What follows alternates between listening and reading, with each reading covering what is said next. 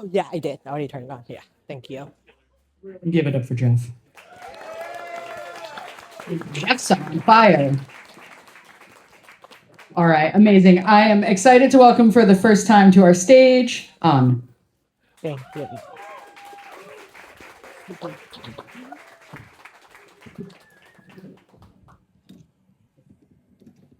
I'm gonna sit because I have nerve. I'm shaking. I have a couple poem I gonna read. And it's basically talking about sometime people walking into our life and we don't get to keep people, but we have to appreciate meeting them, change who we are, and I think that is what I want to read about. All right. The first poem is called Three Seasons of Love. Whoever told you that true love is sweet probably had not truly loved at all.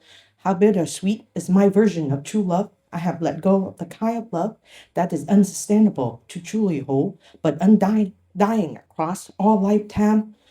Three seasons I have truly passed, three pair of eyes for which I burden my heart willingly relive. So just one more I could say their name, a pink bouquet I laid to rest, a simple message I could not send, a pair of wooden birds simply lost in time. I felt peace return to finally rest when the undercurrent finishes its final tumultuous course. And then the second poem is called Reason Why.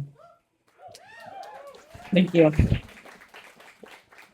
To my first soulmate, I say, the pair of eye where my soul recognized upon first gaze. I glance your managed ocean away and safely tuck behind corners of war and hundreds of thousands of miles between us. Distant is what keep me safe, and distant is what keep my love content. How deeply did I fall to the core of the earth and back? How deeply did I feel like waking up for many lifetimes and lose you all over again? I meet you many times in my dreamscape, sitting in contemplation of ourselves. We exist only in words and realms of illustrated thought, holding conversation that no one fully understands. You and I play a simple game of chess that neither of us understand the rules. A single move would take every fiber of my unfiltered thought. To steer clear from your row of pawns, your queen to move from checkmate, and my rook stand recklessly still, my king froze, unable to take the simple present of your unguarded pawns. So I take a bow, remove myself from the stalemate game, unwillingly, willingly exit the impossible dream. To my second soulmate I wrote, into your fire I come to life, bird to fly fluttering from day to night. All words are fuel, feeding the lava that coursing through our veins. Before knowing you, I had already seen through us.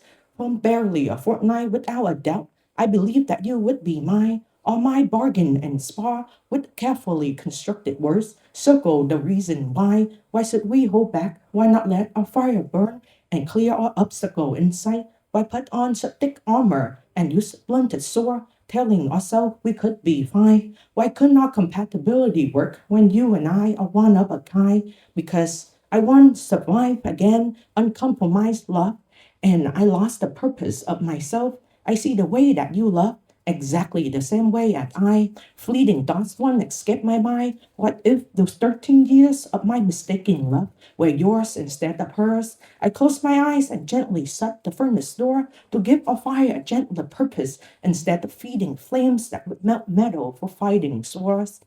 To my third soulmate, there is nothing I could do. I found no flaws in searching for your favorite brand of vinegar, or spending my morning helping you gather items in the thrift store, or putting holes in my wall, hanging our photo crooked side by side. I found it so effortless in being, did the extraordinary, ordinary me in your eyes. So when your heart shut its door and your fear, what rather than your love, I choose the only love that truly embraced me, which is I. And then this is the third poem. Thank you. Into myself I fall. When you asked if I still harbor strong emotion toward my ex, I paused it and almost lost myself in thought. I found my inner spirit beaming and harmonious glee and serenity linked my steady heart. Words searched for that place to deliver themselves to you. My apathetic logic always dictate what I say and keep its sentiment pour out from my head. They assemble into sound and cohere well enough to match the general simplicity of human digestible terms.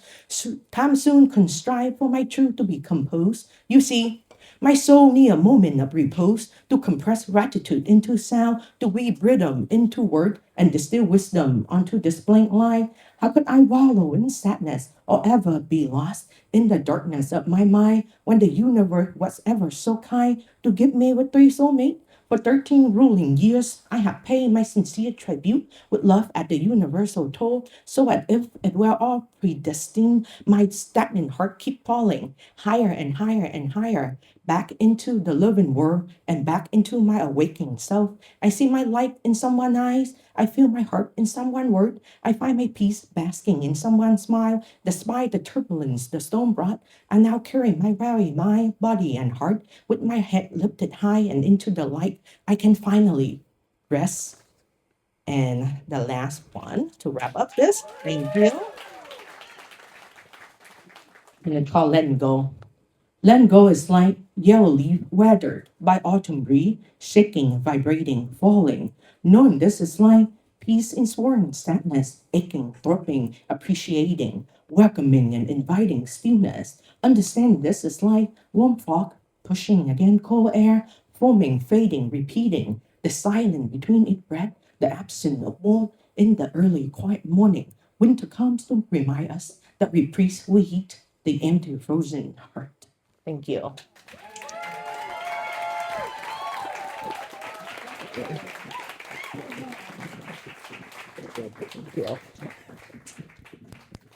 Thank you so much.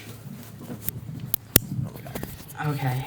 I'm gonna take a breath for a moment.